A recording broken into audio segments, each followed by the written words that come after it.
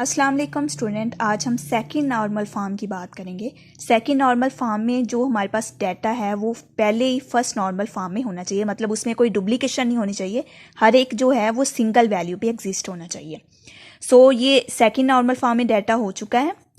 और सेकंड इसकी कंडीशन क्या होनी चाहिए कि नो पार्शियल डिपेंडेंसी एग्जिस्ट। इसमें पार्शियल डिपेंडेंसी एग्जिस्ट करती है, क्यों इसको हमने रिमूव करना है। कैसे रिमूव करेंगे? पार्शियल डिपेंडेंसी सबसे पहले बात करेंगे कि वो क्या होती है। कि पार्शियल डिपेंडेंसी हमारे पास जैसे कि स्टूडेंट आईडी है, जो चीज़ जिस पे डिपेंड कर रही है उसके साथ उसका एक सेपरेट टेबल होना चाहिए। जैसे स्टूडेंट आईडी मार्क्स पे डिपेंड कर रही है, हम क्या करेंगे कि इसको एक सेपरेट टेबल में कर देंगे और स्टूडेंट आईडी और मार्क्स जो है इसको एक सेपरेट टेबल में एग्जिस्ट कर देंगे। इसको हम रिमूव करते हैं। सबसे पहले स्टूडेंट सब्जेक्ट आईडी लिखेंगे, ठीक है।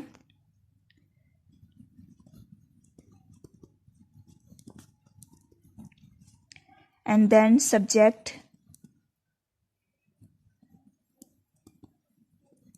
नेम। थर्ड में हमारे पास टीचर जो है वो आ जाएंगे। इसको हम शॉर्ट फॉर्म में वैसे लिख लेते हैं। इसमें हमारे पास आईडी आ गई 1 2 3 और इधर आ गया जावा, C++, PHP और इधर हमारे पास टीचर जो आए वो हैं Java teacher, C++ teacher, PHP teacher. ये हमारे पास एक टेबल सेपरेट बन गया। तो दूसरा टेबल हम अलहदा से बनाएंगे, उसमें हम सब्जेक्ट आईडी और मार्क्स रखेंगे 1 2 3 और सेकंड पे मार्क्स आगे 70 75 80। ये हमारे पास टेबल 1 हो गया। ये सेकंड टेबल 2। ये हमारे पास पार्शियल डिपेंडेंसी रिमूव हो रही है कि इसमें हमारे पास जो डाटा जो टेबल हमने लिया था वो फर्स्ट नॉर्मल फॉर्म में पहले ही था, क्योंकि उसमें कोई भी रिडंडेंसी नहीं आ रही। आप लोगों को नज़र आ रहा होगा कोई भी रिडंडेंसी इसमें नहीं है, मतलब हर एक जो टेबल है डाटा है वो सिंगल वैल्यू रख रहा है। उसके बाद सेकंड टेबल में हमने क्या किया कि उसको रिमूव कर दिया और रिमूव करके उसको हमने पार्शियल डिपेंडेंसी है उसको भी रिमूव कर दिया कि अलहदा से टेबल जो चीज़ जिस पे डिपेंड कर रही है उसको हमने सिंगल में एग्जिस्ट कर लिया। आप लोगों ने सबसे पहले जब भी कोई टेबल आए तो उसको देखना है कि पार्शियल डिपेंडेंसी वो कौन सी चीज़ किस पे डिपेंड कर रही है। जैसे स्टूडेंट आईडी है, सब्जेक्ट नेम है, टीचर है, मार्क्स है, ठीक है। अगर हमारे पास सब्जेक्ट आईडी आती है तो साथ मार्क्स लिख लेते हैं। अगर हमने उसको असेस करना हो तो सब्जेक्ट आईडी लिखेंगे तो हमारे पास पिछला सारा डाटा इसके साथ वाला आ जाएगा। जैसे ये दूसरे टेबल में है सब्जेक्ट नेम और टीचर उसको कौन सा पढ़ा रहा है। अगर आप लोगों के मतलब नॉर्मली एग्जांपल लो तो आप लोगों के कॉलेज में जो आप लोगों के फॉर्म होते हैं उसमें जो आईडी आप लोगों की एक असेस हो जाए तो वो आप लोगों के सारा जो डाटा है वो हम लोगों को मालूम हो जाता है कि उसमें कौन कौन से आप लोग कहाँ से इंफॉर्मेशन कहाँ से मतलब बिलोंग करते हैं, क्या फ़ोन नंबर है, ठीक है, आप लोग कौन सी डिग्री जो है उस पर डिपेंड कर रहे हैं। ये सारा कुछ हमें मालूम हो जाएगा। तो इसलिए सब्जेक्ट आईडी जो है ये सबसे मेन होती है। तो ये हमारे पास हो गई subject ID, subject name, teacher.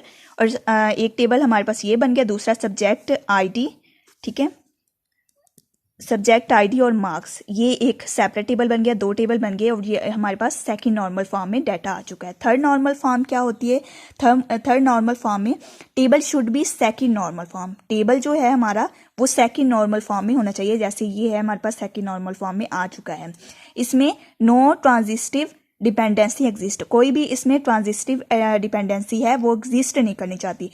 जैसे इसमें लाइक दैट कि हमारे पास टीचर है, टीचर जो है अगर हम उसका सेपरेट टेबल बना देते सब्जेक्ट आईडी के साथ, इसका सब्जेक्ट नेम के साथ तो कोई लिंक नहीं है, इसका सिर्फ आईडी के साथ लिंक है कि कौन सा स्टूडेंट को कौन सी टीचर पढ़ा रही हैं, कौन से सब्जेक्ट के पढ़ा रही हैं, तो वो इसके साथ लिंक करेगा। इसका अगर हम सेपरेट टेबल बना दें तो हमारे पास ट्रांजिटिव डिपेंडेंसी है वो रिमूव हो जाएगी।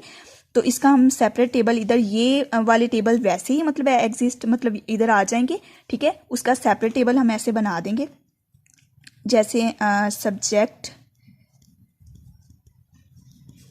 आईडी एंड सेकंड में टीचर कौन सा है।